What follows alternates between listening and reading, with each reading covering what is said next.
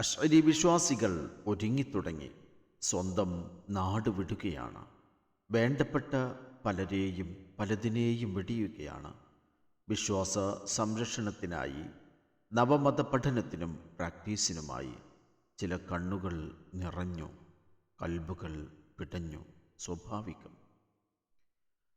റിസാല update. Sayyid Salahuddin Bukhari എഴുതുന്നു, അബൂ മൂസൽ അശ്അരി റളിയല്ലാഹു അൻഹു അബ്ദുള്ള പ്രബോധനം കണിശമാക്കി.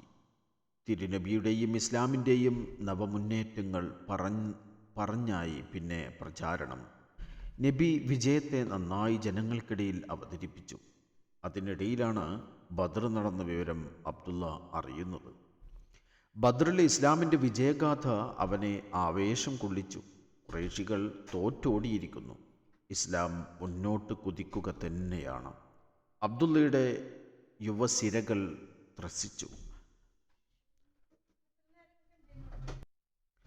ഖന്തക്ക് നടന്നതും അബ്ദുള്ള വഴിയെ അറിഞ്ഞു. ജൂത ഖുറൈശി സത്യസേനയാണ് ഖന്തക്കിൽ നബിക്കെതിരെ അണിനിരുന്നത്. പക്ഷേ നിലം പരിശായി ശത്രുക്കൾ തൊട്ടടുത്ത വർഷം 1400 അനുയായികളുമായി തിരുനബി ഉംറക്ക് നീങ്ങാൻ തീരുമാനിച്ചുവത്രേ. അബ്ദുള്ള നിന്ന് കത്തി, ഇല്ല, തിരുനബി തോൽക്കില്ല. ഇസ്ലാം ലോകത്തെ അതിജയിക്കുക തന്നെ ചെയ്യും. അബ്ദുള്ള ആവേശഭരിതനാണ്. പ്രബോധന പ്രവർത്തനങ്ങൾക്ക് പുതിയ കരുത്ത് വന്ന പോലെ പുതിയ സൂര്യൻ പ്രസരണം ശക്തമാക്കിയിരുന്നു. നടന്ന് ക്ഷണിച്ചു, നവദീൻ പരിചയപ്പെടുത്തി. ഇത്തവണ വിജയവഴി പെട്ടെന്ന് തുറന്നു. കുറേ ആണും പെണ്ണും ഇസ്ലാം പുൽകാൻ മുന്നോട്ട് വന്നു. മനുഷ്യപ്രകൃതി തേടുന്ന മതത്തെ സ്വീകരിക്കുവാൻ അവർക്ക് ഒരു തിരശ്ശീല നീക്കുക മാത്രം മതിയായിരുന്നു.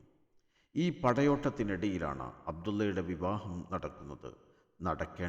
നടക്കേണ്ട സമയത്ത് നടക്കട്ടെ എന്ന് അബ്ദുള്ളയും തീരുമാനിച്ചു. സുന്ദരിയും സുശീലയുമായിരുന്നു ഇണ. അബ്ദുള്ളയുടെ ചടുലതയിൽ അഭിമാനിക്കുന്നവൾ. നല്ല അച്ചടക്കം, നന്മ നിറഞ്ഞ ജീവിതം. വിവാഹം കഴിഞ്ഞതോടെ അബ്ദുള്ള തൻ്റെ പേരിൽ പുതിയൊരു തൂവൽ ചാർത്തി, അഥവാ ഒരു കുഞ്ഞത്ത് നാമം. അബൂ ചേർത്ത് വെള്ളിപ്പേര് വെച്ച് അബൂ മൂസ എന്നായിരുന്നു അത്. തനിക്ക് മൂസ എന്ന ഒരു കുഞ്ഞ് പിറക്കണമെന്ന് കൊതി കൂടി ഇതിനു പിന്നിലുണ്ടായിരുന്നു.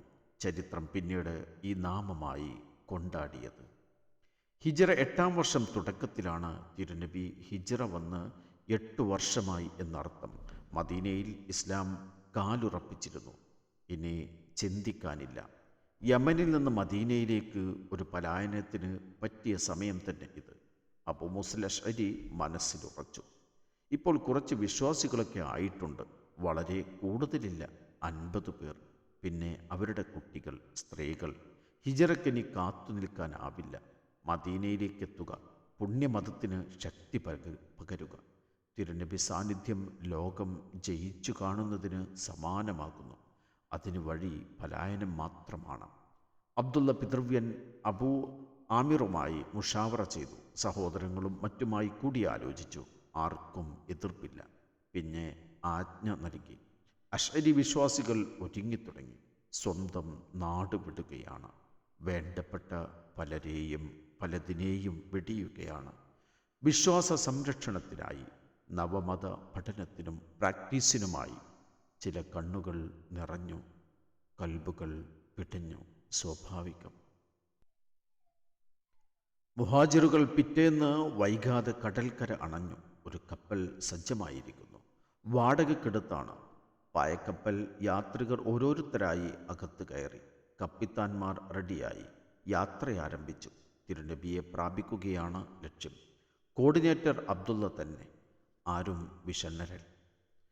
ഈമാനിൻ്റെ ഹിമ്മത്ത് അവരുടെ മുഖത്തും ചുണ്ടിലും നിർഗളിക്കുന്നു. കപ്പൽ ദിശ ഹിജാസിനെ ലക്ഷ്യമാക്കി തിരിച്ചു. കാറ്റ് തഴുകി വന്നു. കപ്പൽ സമുദ്രത്തെ കീറിപ്പാഞ്ഞു. യമനിലെ മാമലകൾ ബാഞ്ഞുകൊണ്ടിരിക്കുന്നു. മരങ്ങൾ തേഞ്ഞുകൊണ്ടിരിക്കുന്നു. പിന്നെ കുറച്ച് പിന്നിട്ടതും ചുറ്റും കടൽ മാത്രം. മുകളിൽ കട്ട ആകാശ നീലവിയും. കപ്പൽ കുതിച്ചു പാഞ്ഞുകൊണ്ടിരുന്നു. ഭൂമിയിലൂടെ സഞ്ചരിക്കുന്ന ശാന്തത. കാര്യമായ ഇളക്ക അനക്കങ്ങൾ ഒന്നുമില്ല. രാത്രിയായി. പലരും ഉറക്കത്തിലേക്ക് വഴുതി വീണു. കുറച്ചു പേർ മാത്രം ഉറങ്ങാതിരിക്കുന്നു. അവർ അബൂമൂസക്കരികിലണഞ്ഞു. ചർച്ചയിൽ പങ്കുചേർന്നു. ഖുർആൻ പാരായണം കേൾക്കാനും ഇസ്ലാമിക മധുരം നുകരാനും അവർ ആ രാത്രിയിൽ സമയം കണ്ടു. രാത്രി 6 പാദം പിന്നിട്ടു. കടൽ ശാന്തമാണ്. പൊടുന്നനെ സമുദ്രാന്തരീക്ഷത്തിന് മാറ്റം വന്നു. കാറ്റ് ആഞ്ഞു വീശി. കപ്പൽ ആടിയുലഞ്ഞു. നിയന്ത്രിക്കാൻ കപ്പിത്താന്മാർ പാടുപെട്ടു. നക്ഷത്ര വെളിച്ചമറ്റു. യാത്രികർ ചകിതരായി. കപ്പൽ മുങ്ങാൻ പോവുകയാണോ? അവർ നന്നായി ഭയന്നു. പരസ്പരം കെട്ടിപ്പിടിച്ചു നിന്നു. കപ്പിത്താന്മാർ ആകാവുന്ന സമുദ്രശാസ്ത്ര സൂത്രങ്ങൾ ഉപയോഗിച്ചു കപ്പലിനെ താങ്ങി. മുഹാജിറുകൾ പ്രപഞ്ചനാഥനിലേക്ക് കണ്ണും കൽബും ഉയർത്തി.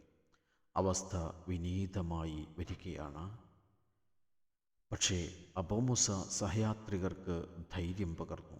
നാം പലായനക്കാരാണ്. അള്ളാഹുവിലേക്കും റസൂലിലേക്കും ഇറങ്ങിത്തിരിച്ചവർ. ഭയക്കാനില്ല. ശാന്തമായി നാം ലക്ഷ്യം പ്രാപിക്കും.